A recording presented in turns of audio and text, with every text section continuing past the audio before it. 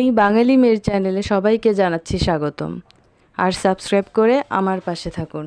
আমরা তো দেখা যায় ঝাল ঝাল খাবারগুলোই বেশি পছন্দ করে থাকি সবাই, তবে মাঝে মধ্যে কিন্তু এরকম মিষ্টি মিষ্টি জাতীয় খাবারগুলো খেতে বেশ ভালোই লাগে। আর তাছাড়া বছরের প্রথম দিকে কিন্তু মিষ্টি জাতীয় খাবারের একটা রেসিপি শেয়ার করাই উচিত।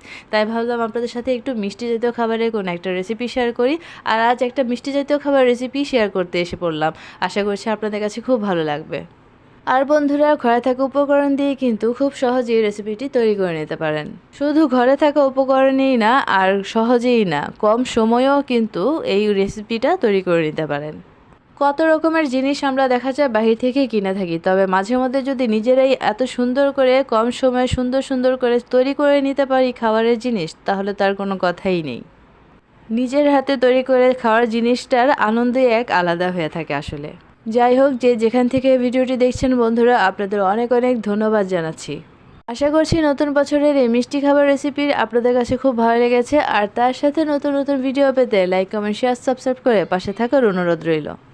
আর ভিডিওটি এখানেই শেষ করতে যাচ্ছি। সবাই খুব ভালো থাকবেন, সুস্থ থাকবেন।